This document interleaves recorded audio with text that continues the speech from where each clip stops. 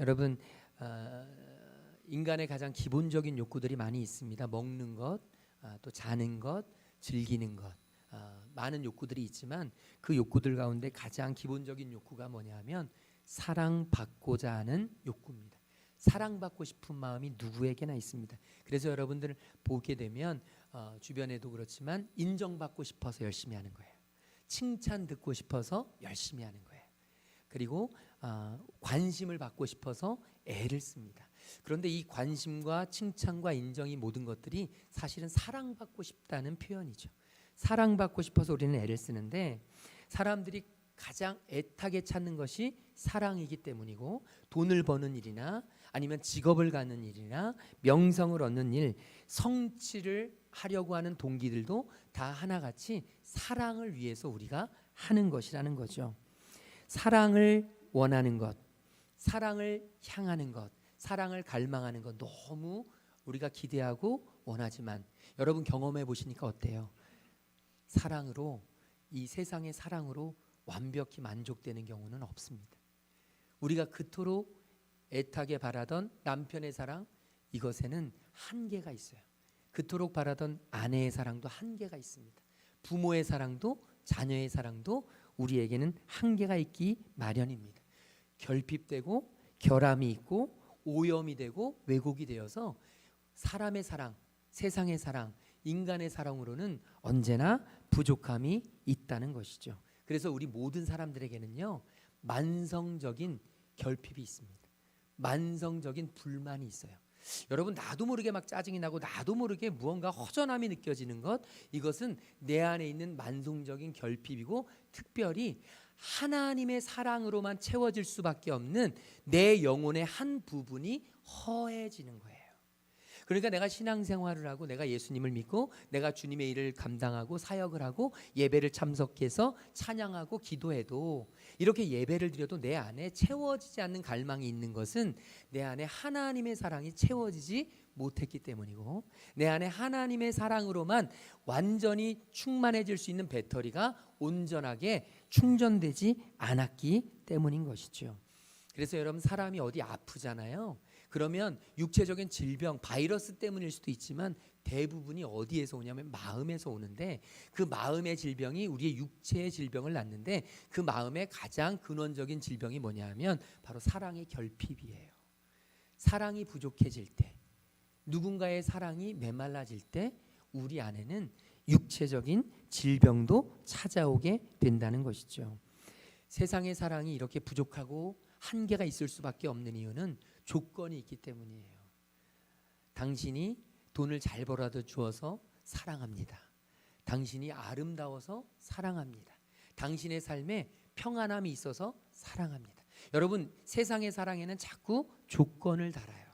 문제는 뭐냐면 조건이 바뀌고 상황이 바뀌면 사람의 일은 아무도 모르는 거거든요. 돈을 어제까지 그렇게 잘 벌던 사람이 갑자기 낭떠러지로 떨어질 수도 있고요. 어제까지 그렇게 건강하던 사람이 갑자기 질병이 찾아와서 한순간에 걷지 못하는 수도 생겨요. 조건이 바뀌고 상황이 바뀌면 사랑이 없어지게 되는 이 세상의 사랑으로는 우리를 온전히 채워지지 않는다는 것이죠. 세상에서 가장 큰 사랑이라고 하면 아마도 부모의 사랑이 아닐까 싶습니다. 특별히 어머니의 사랑. 여러분, 엄마의 사랑은 아빠의 사랑과는 비교가 되지 않습니다. 저도 우리 두 아들들을 키우지만 항상 집에서 보면 제가 아이들에 대한 사랑은 제 아내가 아이들의 사랑에 비하면 조족지혈이라고 세 발에 핍니다. 퀄리티가 달라요. 완전히 차원이 다릅니다. 이혜인 시인이라는 분이 있는데 오랫동안 암투병 하시면서 시를 하나 썼는데 그 시의 제목이 뭐냐면 엄마예요. 아마도 아픈데 세상에 계시지 않은 엄마를 그리워하면서 쓴 시 같아요. 제가 오늘 말씀을 준비하면서 우리 성도님들에게 좀 읽어드리고 싶어서 제가 적어왔는데요. 누가 종이에 엄마라고 쓴 낙서만 보아도 그냥 좋다. 내 엄마가 생각난다. 누가 큰 소리로 엄마하고 부르는 소리만 들어도 그냥 좋다. 그의 엄마가 내 엄마 같다. 엄마 없는 세상은 생각만 해도 눈물이 앞을 가린다. 몸이 아프고 마음이 아플 때 제일 먼저 불러보는 엄마. 엄마를 부르면 일단 살 것 같다. 엄마는 병을 고치는 의사, 어디서나 미움도 사랑으로 바꾸어 놓는 요술천사. 자꾸자꾸 그리워해도 그리움이 남아있는 우리의 영원한 애인 엄마. 저는 오늘 이 시를 이렇게 준비하면서 엄마를 부르면 일단 살 것 같다. 이 구절에 굉장히 마음이 와닿았어요. 엄마라는 존재는 그런 존재예요. 그냥 엄마를 부르면 왠지 사랑이 느껴지고 내 결핍됐던 사랑이 채워질 것 같은, 우리가 잘 아는 미국의 유명한 수영 선수 레전드가 있습니다. 마이클 펠프스라고 하는 선수인데요. 이 마이클 펠프스라고 하는 선수는 정말 대단한 선수입니다. 금메달을 올림픽에서 23개를 획득했어요. 우리나라 박태환 선수가 수영에서 하나 금메달 했을 때도 난리가 났었는데 이 선수는 혼자 23개의 금메달을 땄습니다. 그리고 사관왕, 올림픽에서 사관왕을 4번에 걸쳐서 했어요. 16년 동안 전 세계의 수영계를 제패했던 사람이에요. 특별히 우리 박태환 선수가 금메달을 땄던 400m에서 2008년에 베이징 올림픽이 있었는데 이때 이 선수는요 8관왕을 했습니다. 무려 세계에서 이 올림픽에서 금메달 8관왕한 선수는 이 선수밖에 없다고 해요. 그런데 이 선수가 8번째 그 베이징 올림픽에서 8번째 금메달을 따고 환희에 차서 인터뷰를 하는데 인터뷰 소감이 굉장히 화제가 된 적이 있었어요. 이 선수는 193cm의 엄청난 거구의 키를 가진 선수인데 이 선수가 이제 금메달을 따고 인터뷰석에 딱 쓰자마자 한 말이 뭐냐면 엄마가 보고 싶습니다. 그 큰 선수가 인터뷰에 엄마가 보고 싶습니다. 그런데 그 엄마는 멀리 있었던 게 아니라 관중석에 있었어요. 관중석에 있었는데도 그 엄마가 보고 싶다는 것이죠. 미국 MBC 방송이라고 하는 방송사에서 미국 올림픽 중계 자료를 바탕으로 연구를 했습니다. 올림픽에서 가장 사람들의 마음, 심금을 울렸던 그런 단어들이 무엇일까? 그러면서 이렇게 쫙 연구를 했는데 여러분 뭐라고 생각하세요? 한번 아마 들려드리면 생각이 날 텐데 도전, 그리고 용기, 눈물, 헌신, 꿈 이런 단어들이 있었다고 해요. 그러니까 올림픽은 도전하는 것입니다. 용기가 있어야 됩니다. 그리고 눈물 없이 볼 수 없습니다.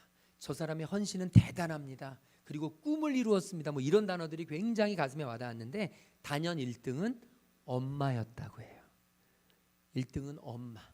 그러니까 이 메달을 딴 사람들이 엄마가 보고 싶습니다. 엄마 때문입니다. 엄마에게 감사해요. 안타깝게도 아빠라는 단어는 없었습니다. 이 시대를 살고 있는 우리 아버지들 기억하시기 바라요. 이게 아빠의 사랑일 뿐이에요. 어쨌든 엄마는 이렇게 위대합니다. 엄마들의 자식에 대한 사랑은 그 어떤 것과도 비교할 수 없습니다. 우리 교회도 이런 엄마들 많죠. 대다수가 그렇습니다. 언제나 들어도 놀랍고 감동적인 이름이 바로 엄마죠. 그런데 여러분, 이 엄마의 사랑도 한계가 있어요. 엄마도 몸이 건강해야 사랑이 나오죠. 엄마도 재정적인 여유가 있어야 사랑을 베풀죠. 엄마도 모든 관계 속에서 안정감이 있어야 사랑을 나눕니다. 엄마에게도 한계가 있어요. 엄마의 사랑도 힘이 부족할 때가 있습니다. 그러다 보니까 이 부족한 사랑으로 인해서 마음에 상처가 생겨요. 우리가 자라나면서 마음에 상처가 생기는 이유는 사랑의 부족함 때문, 사랑의 결핍 때문이라는 것이죠. 마음의 상처를 입은 사람은 하나님과 사람들과의 관계가 파괴됩니다. 하나님과 사람들과의 관계가 파괴되면 나타나는 우리의 마음 감정이 뭐냐면 분노와 원망과 불평이라는 거예요. 여러분, 아이들이 왜 반항적이냐? 사랑이 결핍돼서 그래요. 아이들이 누군가가 왜 이렇게 자꾸 안기만 하면 불평을 하느냐? 어렸을 때 사랑이 부족해서 그렇습니다. 왜 자꾸 다른 사람들에 대해서 험담을 하고 왜 자꾸 원망을 하느냐? 사랑이 부족해서 그런 일들이 생겨나는 겁니다. 사람이 받은 상처는, 사랑으로 만들어진 상처는 우리의 사랑을 의심하게 만들어요. 누가 나를 사랑한다고 할 때 믿지 못하게 만듭니다. 그리고 그 사랑을 받아들이지 못해요. 또 나를 속이려고 사랑해, 그러면 고마워, 나도 널 사랑해 하면 좋은데 사랑해? 왜? 도대체 뭘? 날 왜 사랑해? 라고 하면서 사랑을 받아들이질 못합니다. 어렵게 만듭니다. 사랑에 많이 대여봐서 그런 것이죠. 우리가 신앙생활을 하면서 가장 많이 듣는 이야기가 있습니다. 여러분, 설교 속에서도 가장 많이 나오는 이야기가 있고 성경에도 가장 많이 나오는 단어가 있습니다. 그게 뭘까요? 하나님의 사랑이죠. 설교는 하나님의 사랑의 이야기입니다. 신앙은 하나님의 사랑에 대한 이야기를 들은 거예요. 하나님의 사랑을 빼어놓고는 성경은 이루어질 수가 없습니다. 그런데 여러분, 이렇게 많이 듣고 이렇게 많이 읽는 이 사랑에 대해서 여러분은 얼마나 느끼며 사십니까? 하나님의 사랑에 대해서 머릿속으로는 다 알아요. 논리적으로는 다 파악됐습니다. 이론적으로는 모르는 게 없어요. 그런데 내 마음에 하나님의 사랑이 없어요. 하나님의 사랑을 느껴본 적이 없어요. 하나님의 사랑을 경험해 본 적이 없어요. 그냥 모태신앙이라 부모님이 어려서부터 교회 다니라 해서 다녔고, 내가 그냥 예배 드리라고 해서 드렸고, 내가 그냥 이 자리에 있어야 된다 그래서 있었지, 내 안에 하나님의 사랑을 경험해 본 적이 별로 없어요. 여러분, 의외로 이런 성도들이 꽤 많습니다. 의외로 하나님의 사랑을 경험해 보지 못한 성도들이 굉장히 많아요. 오늘 이 요한 1서는 사도 요한이 썼습니다. 이 사도 요한은요, 신약 성경에 세 부분을 썼는데요. 첫 번째 요한복음. 요한복음도 사도 요한이 쓴 것이고, 요한 1, 2, 3서 사도 요한이 썼고요. 요한계시록을 사도 요한이 썼습니다. 그런데 이 사도 요한을 일컬어 사랑의 사도라고 부릅니다. 이 사도 요한은 요한 1서 1장 1절에서 이렇게 이야기합니다. 우리 한번 같이 읽어보도록 하겠습니다. 태초부터 있는 생명의 말씀에 관여하는 우리가 들은 바요, 눈으로 본 바요, 자세히 보고 우리의 손으로 만진 바라. 아멘. 여러분, 우리는요, 때로 자칫 잘못하면 신앙을 애매모호한 것으로 생각할 때가 많아요. 믿음이라는 것을 그냥 추상적으로 생각할 때가 굉장히 많습니다.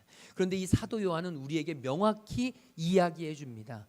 믿음이란, 신앙이란 절대로 모호한 것이 아니다. 신앙이란 절대로 애매한 것이 아니다.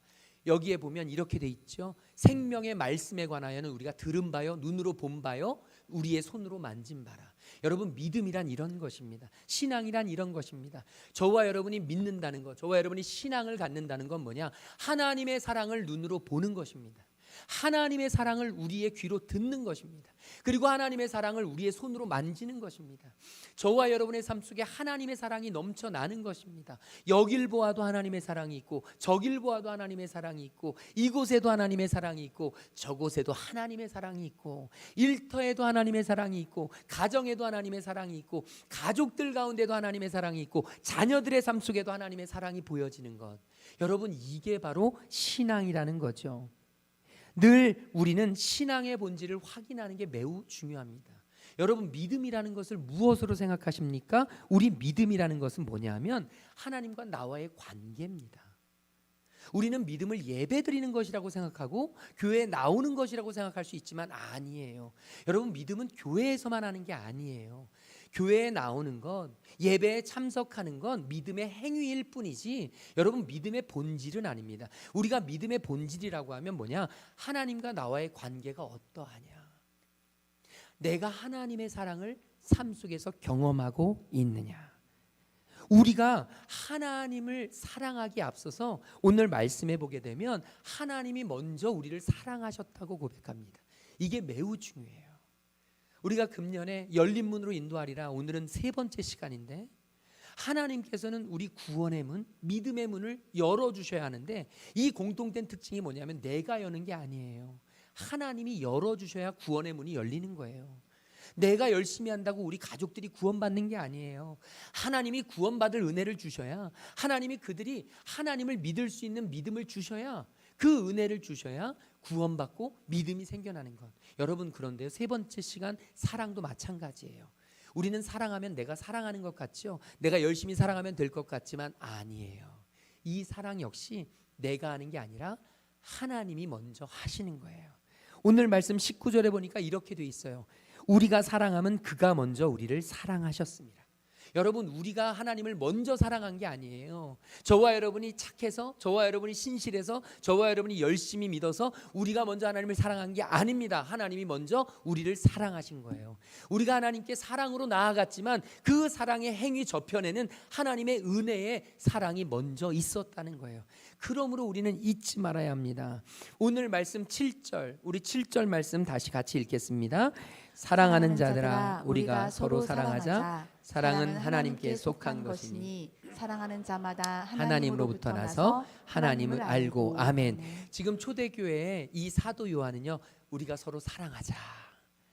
왜 이런 이야기를 했을까요? 사랑이 부족했기 때문이에요. 오늘 우리도 서로 사랑해야 합니다.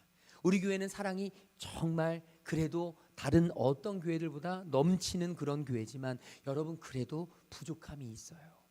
더 사랑해야 합니다. 더 많이 사랑해야 합니다. 그런데요, 이 사도 요한은 우리의 믿음의 생활의 시작이 어디에서 나오느냐? 하나님의 사랑에서 나오기 때문에 우리가 서로 사랑해야 되는 이유를 하나님의 사랑이라고 이야기합니다. 그래서 8절에 보면 이렇게 기록하죠. 사랑하지 않는 사람은 하나님을 알지 못한다. 왜냐하면 하나님은 사랑이시기 때문이다. 오늘 저와 여러분, 우리는 사랑하는 하나님의 사람이 되어야 할 줄로 믿습니다. 그런데 그 사랑은 내가 하는 게 아니라 먼저 하나님이 하신 것이고, 그 하나님의 사랑에 눈을 뜨는 게 믿음이에요. 하나님이 나를 얼마나 사랑하셨는지를 진지하게 깨닫는 게, 그게 간증의 순간이에요. 여러분, 간증한다는 건 어떤 병이 낫거나 대단한 기적이 일어나는 게 아니에요.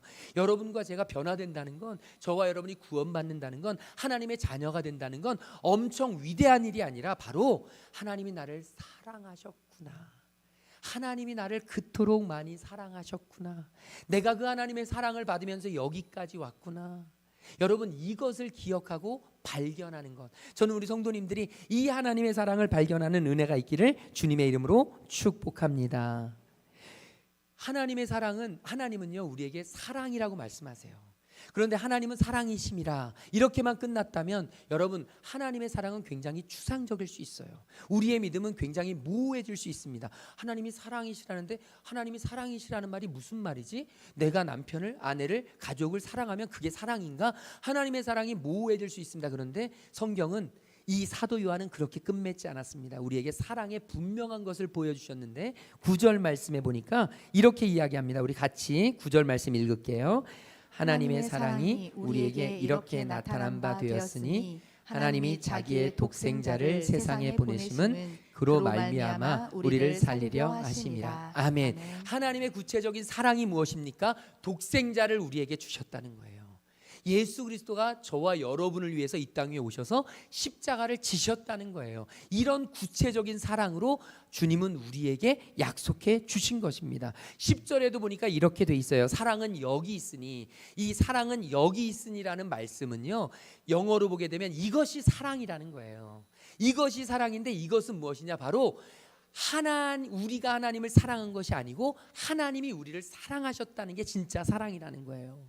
저와 여러분이 하나님을 사랑한 게 아니고, 저와 여러분의 믿음으로 하나님을 사랑으로 나아간 게 아니고, 하나님의 사랑이 우리로 하여금 하나님을 사랑하도록 만드셨다는 거예요. 그리고 하나님은 우리를 사랑하셔서 우리 죄를 속하시기 위해서 화목제물로 그 아들을 보내셨다는 것. 여러분, 이게 사랑이라는 겁니다. 화목제물이 되셨어요. 누가요? 예수님이. 예수님이 저와 여러분의 죄를 다 깨끗이 씻어 주셨어요. 그래서 우리와 하나님과의 갈라졌던 관계를 다시 회복시켜 주셨다는 것. 여러분, 이게 주님이 우리에게 말씀하시는 사랑이라는 거예요. 그래서 11절에 사도 요한은 이렇게 이야기합니다. 사랑하는 자들아, 하나님이 이같이라는 건 예수님을 십자가에서 죽이기까지. 여러분, 그래서 교회는요, 신앙은요, 믿음은요, 오로지 예수 그리스도만 바라봐야 되는 거예요. 여러분, 신앙생활하면서 자꾸 목사님 바라보지 마세요. 여러분, 신앙생활하면서 자꾸 교회만 바라보지 마세요.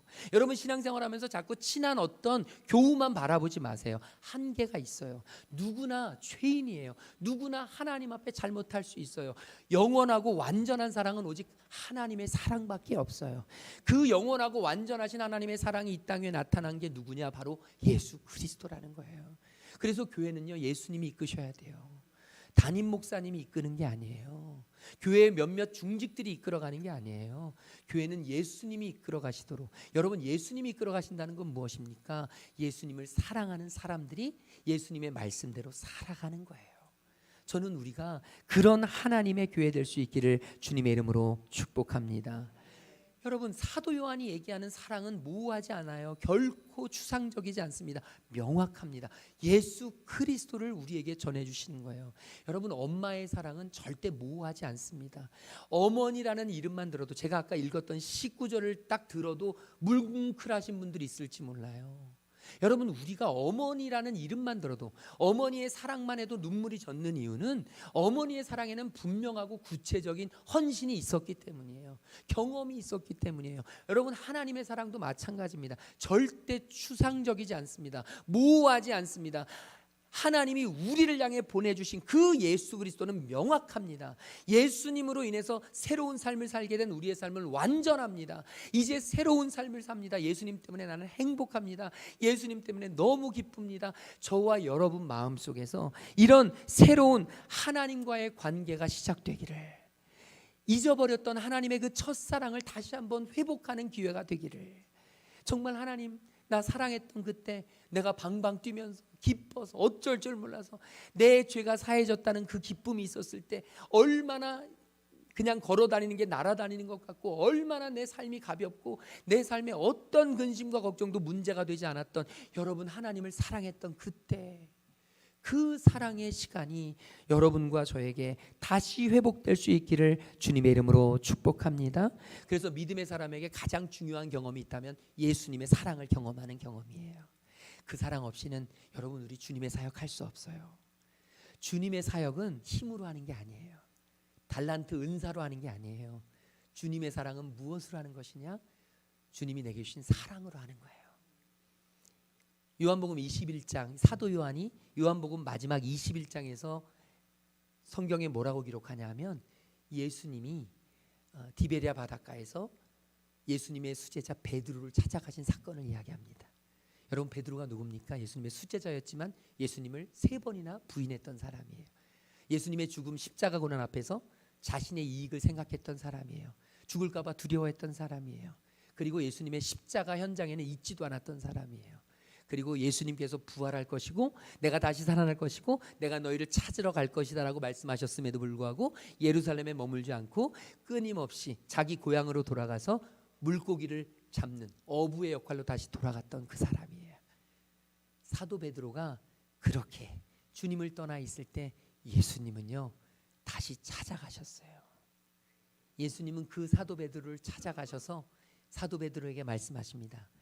요한의 아들 시몬아, 내가 나를 사랑하느냐? 요한의 아들 시몬아, 내가 나를 사랑하느냐? 내가 진짜 나를 사랑하느냐? 여러분, 3번 묻습니다. 여러분, 예수님이 왜 그 3번을 물으실까요? 자기를 배신하고 자기를 떠나가고 자신이 이야기했던 것을 지키지 않았던 그 제자에게 예수님이 뭐가 좋다고 사랑하냐고 3번을 물으셨을까요? 이 내가 나를 사랑하느냐, Do you love me? 이 예수님의 고백은요, 다시 말하자면 나는 너를 사랑한다. I still love you. 나는 여전히 너를 사랑한다. 네 상황이 어떻든, 네가 나를 3번을 부인했든, 네가 나를 떠났든, 네가 나의 십자가 현장에 없었든 아무 상관없이 여전히 나는 너를 사랑한다. 여러분, 이 사랑이 있었기 때문에 사도 베드로는 이제 나중에 성령 세례를 받고 그 놀라운 하나님의 역사의 주인공이 되었던 것입니다. 오늘 저와 여러분에게 이 사랑이 넘치기를 주님의 이름으로 축복합니다. 그 무기력해졌던 예수님의 수제자 베드로를 다시 일으켜 세운 힘, 다시 베드로에게 새로운 힘을 주셔서 하나님의 나라를 위하여 쓰임받게 하셨던 그 새 힘, 여러분, 베드로를 일으키셨던 그 하나님의 사랑은 오늘 우리도 다시 일으키실 수 있을 줄로 믿습니다. 혹시 지금 주님의 일을 하기가 너무 부담스럽고 어렵고 마음속에 여유가 없고 내 안에 힘이 안 생긴다면 여러분 기억하십시오. 지금 내게는 하나님의 사랑이 필요하다는 사인입니다. 지금 내게 하나님의 사랑이 다시 충전되어야 한다는 하나님의 사인입니다. 오늘 그 사인 앞에 우리가 그 사인을 붙잡고 하나님 앞에 기도해야 합니다. 하나님, 내게 사랑을 더해 주십시오. 하나님, 내가 더 사랑할 수 있는 사람이 되게 해 주십시오. 여러분, 그 펠프스 아까 수영 선수 얘기했잖아요. 그렇게 키 크고 그렇게 유명하고 위대하고 올림픽에서 금메달을 23개나 딴 그 위대한 선수가 엄마가 보고 싶어요라고 했던 이유는 그가 마마보이였기 때문이 아니에요. 그의 어머니 데프 펠프스는 이 펠프스 선수가 7살 때 이혼을 했습니다. 그리고 혼자 딸 둘과 이 펠프스 자녀 셋을 길렀어요. 얼마나 힘들었겠습니까? 여러분, 혼자의 몸으로 아이들 셋을 키운다는 건 정말 힘든 일이에요. 어려운 일이에요. 그런데 안타깝게도 이 펠프스 선수는 ADHD, 이 결핍을 알았어요. 그러니 엄마의 고통은 이루 말할 수 없죠. 그냥 건강하고 아무 문제 없는 아이를 셋을 키워도 너무너무 힘든데 ADHD를 앓고 있는 그 주의력 결핍 장애를 앓고 있는 그 아들을 키우는 게 얼마나 힘들었겠어요. 그 아들에게 가장 좋은 게 뭘까를 찾다가 그 아이에게 수영의 재질이 있음을 발견하고 그 아이를 위해서 자신의 온 삶을 헌신했어요. 그런 어머니의 헌신이 너무나 고마우니까 그 영광된 순간에 엄마가 보고 싶다고 이야기를 하는 거죠. 어머니의 사랑은 이렇게 위대한데 엄마의 사랑으로 이 하나의 위대한 선수를 만들어냈는데, 여러분, 우리 하나님의 사랑은 그 어머니의 사랑과는 비교도 안 되게 크고 넓고 위대하신 줄로 믿습니다. 이사야 49장 15절에 보면 이렇게 기록해요. 우리 같이 한번 읽어볼까요? 여인이 어찌 그 전 먹는 자식을 잊겠으며 자기 태에서 난 아들을 긍휼히 여기지 않겠느냐.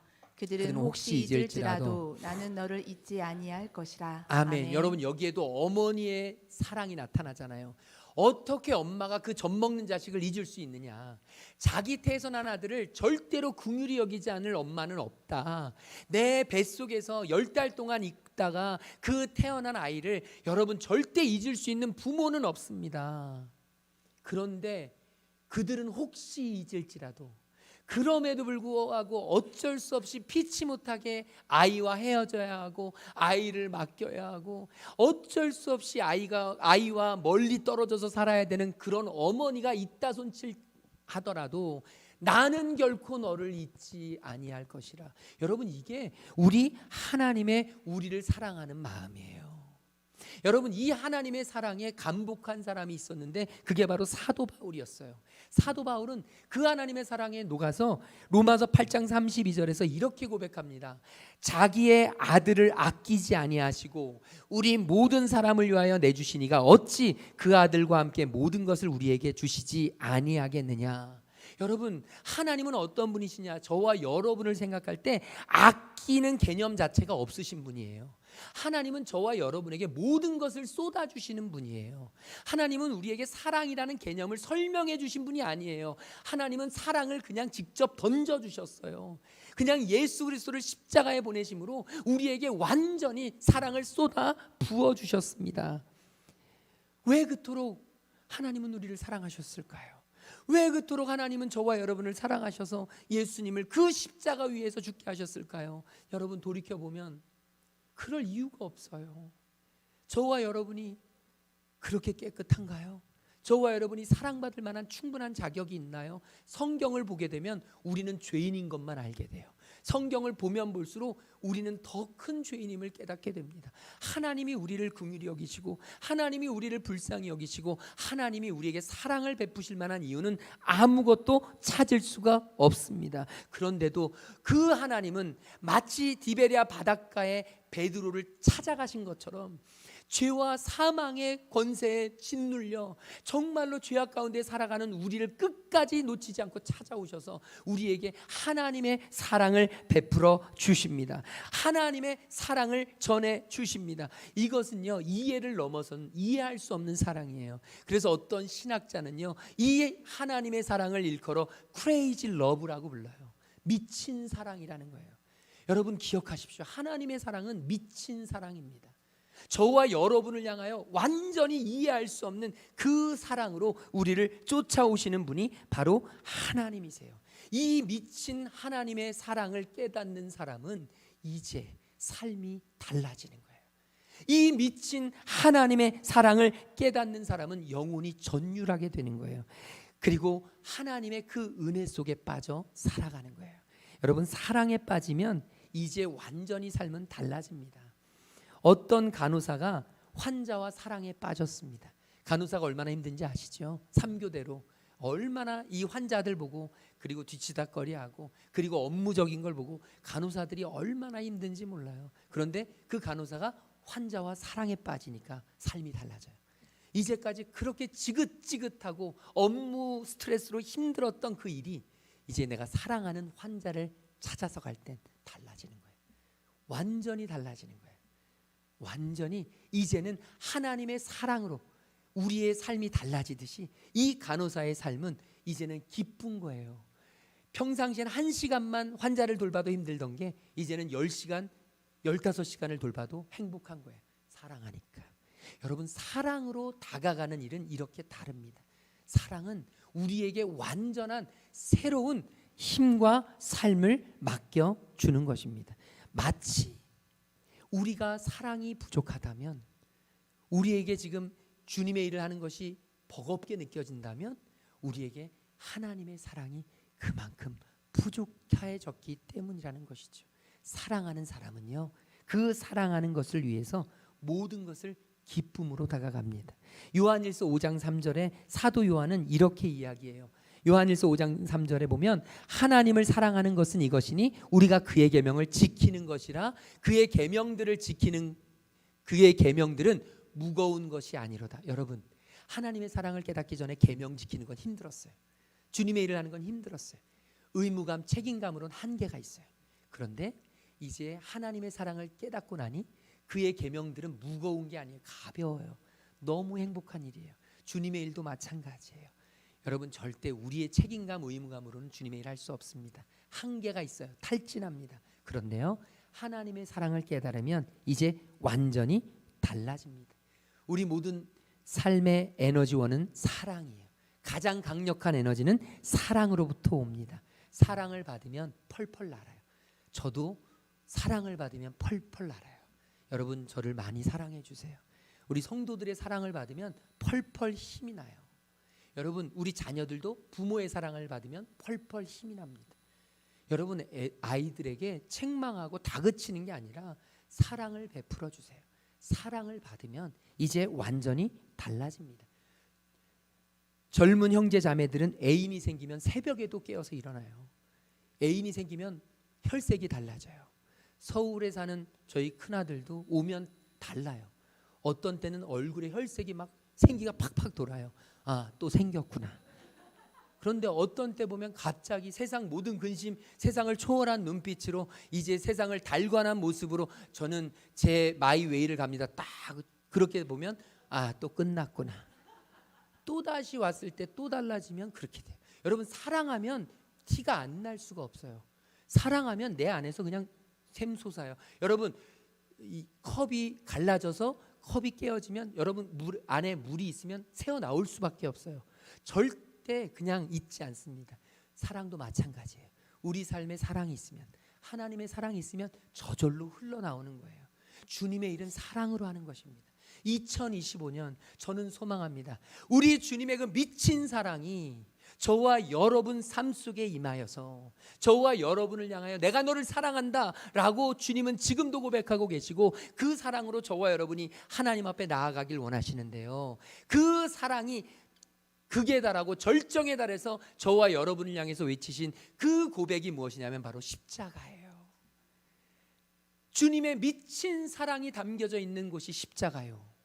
주님의 사랑이 절정에 이른 곳이 십자가요. 여러분, 세상의 사랑은 조건적이고 한계가 있고, 저와 여러분이 잘 못하면 어제까지도 사랑했던 사람이 등을 돌리고, 어제까지도 죽고 못 살던 사람이 적이 되고, 여러분 사랑이라는 것은 그렇습니다. 세상의 사랑은요, 아무리 부부라도 같은 이불을 한 이불을 40년 50년 덮고 잤어도 여러분 이해관계가 틀어지고 갑자기 무언가 배신감을 느끼면 사라질 수밖에 없어요. 그런데 우리 하나님의 사랑은 그렇지가 않은 거예요.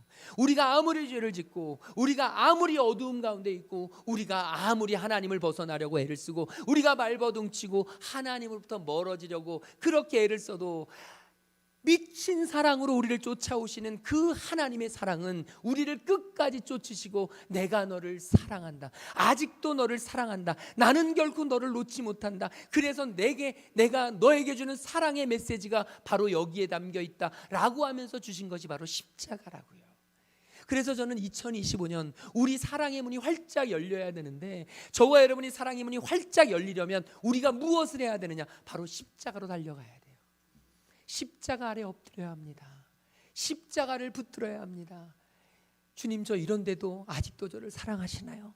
저 이렇게 악한데, 이렇게 더러운데, 저 이렇게 부족한데, 그래도 주님 저 아직까지 사랑하세요? 여러분, 주님의 음성을 들어야 합니다. 나는 여전히 너를 사랑한다. 나는 결코 잊지 않고 너를 사랑한다. 오늘 말씀 18절 우리 마지막으로 같이 읽을 건데요, 오늘 말씀 18절, 우리가 하나님을 바라보고 하나님을 사랑할 때 우리는요 엄청난 하나님의 놀라운 은혜와 능력을 경험하게 됩니다. 같이 읽겠습니다. 사랑 안에 두려움이 없고 온전한 사랑이 두려움을 내쫓나니 두려움에는 형벌이 있음이라. 두려워하는 자는 사랑 안에서 온전히 이루지 못하였느니라. 아멘. 여러분 2025년 무엇이 두려우십니까? 우리 삶에 무엇이 걱정되고 염려되세요? 수없이 많은 염려와 걱정으로 우리의 마음이 불편할 수 있습니다. 그런데 여러분 기억하십시오. 주님을 온전히 사랑하면 그 사랑은 우리의 두려움을 내어 쫓습니다. 주님의 사랑이 세상을 향한 어떤 두려움도 이기게 합니다. 사랑의 문이 활짝 열릴 때 2025년 저와 여러분, 이제까지 두려워서 벌벌 떨면서 어쩌지 못하고 있는 우리의 마음, 우리의 관계, 우리의 사업장, 우리의 모든 자녀들의 문제, 여러분 이 모든 것 다 십자가 앞에 내어놓고 주님의 미친 사랑이 우리의 모든 것을 지키시고 보호하시는 그곳에서 하나님의 사랑을 받고 하나님의 위로를 받고 새 힘을 얻어 이제 아무 두려움과 걱정 없이 2025년을 믿음으로 승리해내시는 하나님의 사랑의 자녀들 되시기를 주님의 이름으로 축복합니다. 우리 옆 사람에게 사랑의 사람이 됩시다. 우리 인사 나누겠습니다. 우리 다 함께 자리에서 일어나셔서 찬양할 텐데요, 우리 오늘 찬양은 아주 오래간만에 하는 찬양이에요. 우리가 예배 찬양으로 불렀던 아 맞다, 아 맞다. 저는 이 찬양 부르면서 우리 성도님들의 마음속에 아 맞다, 하나님이 날 사랑하셨지, 아 맞다, 나는 하나님의 사랑받는 자녀였지. 우리 이 깨달음이 있기를 소망하면서 이 찬양 드리고 함께 기도합니다. 하나님이 날 참 사랑하시네. 하나님이 날 참 사랑하시네. 하나님이 날 참 사랑하시네. 하나님이 날 우리 한 번만 더 하나님이 날 우리 두 손을 가슴에 얹고 찬양하겠습니다. 하나님이 날 참 사랑하시네. 하나님은 저와 여러분을 사랑하십니다. 하나님이 날 참 하나님의 사랑은 우리 부모님의 사랑보다 크고 위대합니다. 하나님이 날 참 사랑하시네. 하나님이 날 참 사랑하시네. 세월에 묻혀 또 현실에 갇혀 잊고 살다가도 그냥 살다가도 어느 날 문득 생각해보면 하나님이 날 참 사랑하시. 세월에 묻혀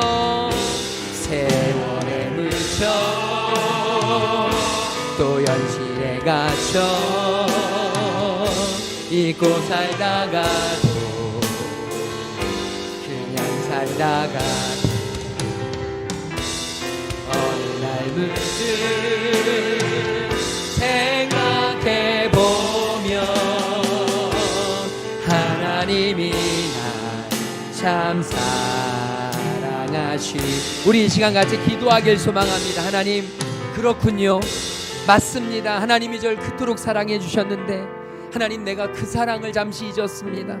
하나님, 다시 그 사랑 안에 머물 수 있게 하여 주시옵소서. 다시 하나님의 사랑을 회복하여 다시 힘을 얻고 다시 하나님을 바라보고 다시 기쁨과 즐거움으로 하나님을 만나며 하나님 앞에 나아올 수 있는 저희를 뵐 수 있도록 인도하여 주시옵소서. 우리가 함께 동성으로 기도하며 나아가겠습니다. 사랑해 주님 감사합니다. 하나님을 바라봅니다. 하나님을 의지합니다. 하나님의 사랑을 의지합니다. 나를 사랑하셔서 여기까지 불러주신 하나님, 나를 여기까지 인도하신 하나님, 한순간도 놓치지 않으시고 나를 사랑하신 하나님, 하나님, 내가 하나님 앞에 나아가 하나님을 바라보며 하나님을 의지하며 하나님의 영광 안에 머물 수 있는 주님의 사랑 될 수 있도록 아바 아버지 역사하여 주시옵소서.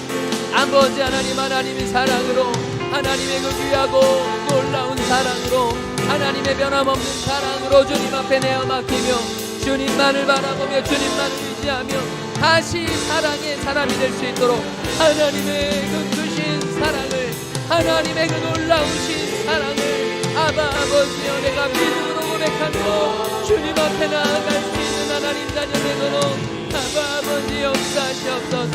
사랑의 자녀가 되게 하시옵소서. 사랑에 성공하게 하여 주시옵소서. 사랑을 다시 회복하게 하시옵소서. 하나님, 사랑을 다시 깨닫게 하시옵소서. 나의 사랑하시는 하나님, 나의 삶을 지키시는 하나님, 나보다 나를 더 사랑하시는 하나님, 그 하나님이 내 삶의 근원이 되는 아바 아버지 바라볼 수 있도록 주여 인도하여 주시옵소서. 사랑의 자녀 되게 하여 주시옵소서. 하나님, 우리를 너무나 사랑하셔서 독생자 예수님까지 아끼지 않으시고 우리를 위해 보내주신 그 사랑에 감사와 찬양을 올려드립니다. 아버지, 이제 다시 주님의 사랑을 회복하기를 소망합니다. 하나님의 그 크신 사랑 다시 깨닫고 하나님의 사랑 안에 머물러 십자가를 붙잡고 승리하며 살아갈 수 있는 믿음의 자녀들 되도록 주님 인도하여 주시옵소서. 2025년 아무것도 두려워하거나 염려하지 않고 2025년 어느 누구도 미워하거나 시기하거나 질투하지 않고 아바 아버지, 이제 하나님이 나를 사랑하시는 그것으로 충분합니다. 하나님, 이제 충분합니다. 십자가만으로 충분합니다. 고백하며 나아가는 우리 귀한 주님의 성도님들 될 수 있도록 인도하여 주시옵소서. 몸이 아픈 지체들 주님께서 여호와 라파의 능력으로 함께하여 주시옵시고, 마음이 아프고 관계가 힘든 지체들 주님 찾아가 어루만지시고 위로하여 주시옵소서. 주님께 귀한 예물 올려드리는 손길들이 있습니다. 하나님, 사람은 몰라도 하나님은 아십니다. 하나님의 사랑에 감사해서 주님의 것을 구별하고 감사의 제목을 적어 주님 앞에 올려드립니다. 하나님 받으시고 하나님의 나라와 영광을 위하여 사용하여 주시옵소서. 하나님을 사랑하여 하나님 앞에 드린 그 귀한 마음과 정성과 이 시간과 우리 모든 예배를 하나님 놀라웁게 축복하시고 하나님께서 역사하여 주시옵소서.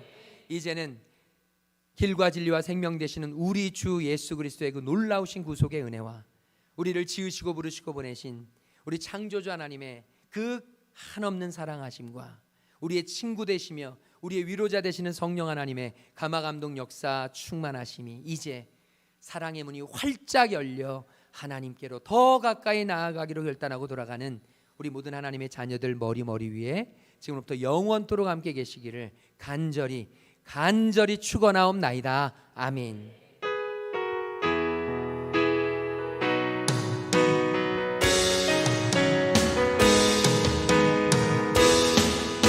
우리의 산소망 되신 주님을 찬양합니다.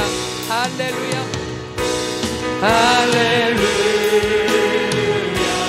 주를 찬양하여라. 할렐루야.